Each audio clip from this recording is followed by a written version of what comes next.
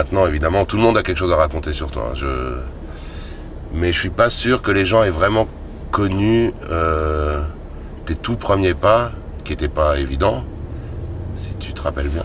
Oui, je sais. Et moi, la première fois que je t'ai vu, c'était comment ça s'appelle, au bowling de Nogent-sur-Marne. C'est vrai.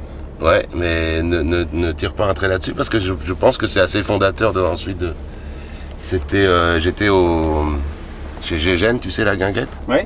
Avec ma femme, et on n'avait pas encore d'enfants, on était tous les deux, on aimait bien aller danser un petit peu, mais surtout pour l'ambiance au bord de la Marne, quoi. Et il y a un bowling à côté, je me suis souvenu en partant, donc on passe devant le bowling. Une amie m'avait parlé de toi, Edmond Charleroux, je sais pas si tu... Si, oh là là, je la connais. Et qui à l'époque faisait pas mal de bowling. Et elle m'avait parlé, alors je me souvenais plus de ton nom, hein, mais elle m'avait parlé d'un jeune homme, quand à l'époque tu étais un gamin, hein, qui lisait dans les bowlings. Ce qui m'avait un peu déconcerté, puis en même temps. Et bref, en passant devant ce bowling, je me suis dit, pourquoi pas aller faire un tour, il y a une chance sur 1000, tu vois. Ouais. Et t'étais là, tu lisais. Enfin, je crois, on en a parlé beaucoup ensuite. Je crois que tu allais dans les bowlings, parce qu'à cette époque-là, tu lisais dans beaucoup de bowlings de la région. Oui. Un peu pour endurcir ton art, un peu, parce que s'il y a vraiment un endroit difficile pour la lecture, c'est le bowling. Et oui. Parce que d'une part, il y a un bruit constant et désagréable, enfin le bruit des quilles, tout ça. Puis surtout, les gens sont peu attentifs. Ouais. Les gens préfèrent se concentrer sur le... Ouais. Et tu lisais, je crois, le Maître et Marguerite de Bulgakov. C'est vrai, je me rappelle. Tu te souviens? Alors tu le lisais en russe? Oui. Ce qui alors là était vraiment pour le coup audacieux. Parce que alors déjà lire dans un bowling, mais alors en plus en russe. D'ailleurs, je crois qu'ensuite, même si maintenant tu lis toujours dans la langue originale maintenant. Oui, toujours. Mais à cette époque-là, je crois que finalement, tu as fini par un peu baisser les bras, même si c'est pas ton genre, mais tu lisais en français par la suite, dans les traductions, dans les bowling, parce que sinon c'est...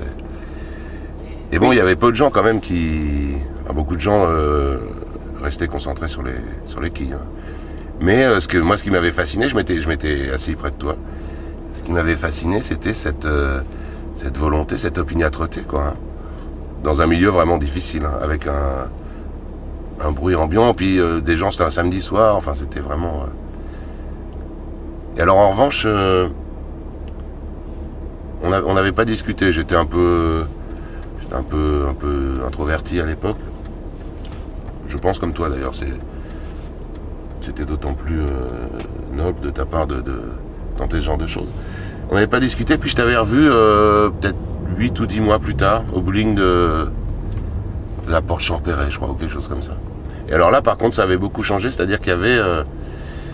je pense que c'est à partir de ce moment-là que tu as commencé à prendre conscience un peu du pouvoir de ta parole. Il y avait beaucoup de monde qui t'écoutait. Et les gens... tu avais réservé une piste, quoi, donc il y avait... parce que tu étais obligé, parce que les gens, les propriétaires des bowling ou les personnes qui louent les chaussures sont pas très ouverts à ça, et je crois que tu avais eu des problèmes au début quand tu voulais t'installer juste là, donc ils disaient soit vous prenez une piste, soit au revoir. Donc tu avais réservé une piste et les gens se regroupaient autour et t'écoutaient. Je sais plus ce que tu lisais, peut-être... je sais plus, je veux pas dire de bêtises, je sais plus. C'était plus des auteurs russes, hein, à ce moment-là. Non, je crois... je me demande si je lisais pas Primo Levi, à un moment donné. C'est possible, hein, ouais. C'est possible. Et il y avait en tout cas beaucoup de monde, je me souviens, j'avais même eu du mal à me frayer un peu un passage. Et les gens, pendant ta lecture, les gens qui t'écoutaient n'arrêtaient pas de... Enfin, ils essayaient de faire taire les boules et les quilles. Ouais. Et du coup, ça avait causé un problème quand même, parce que dans un bowling, on ne peut pas trop exiger que les gens ne lancent pas leurs boules. Et c'est là, je crois, que tu t'es dit qu'il fallait que tu passes peut-être à d'autres salles ou d'autres atmosphères. Ça a été un déclic, oui. Alors là, après... Mais je crois que c'était ces expériences, je sais pas pendant combien de temps tu as fait ça. 2 ans. 2 ans quand même de bowling, ouais.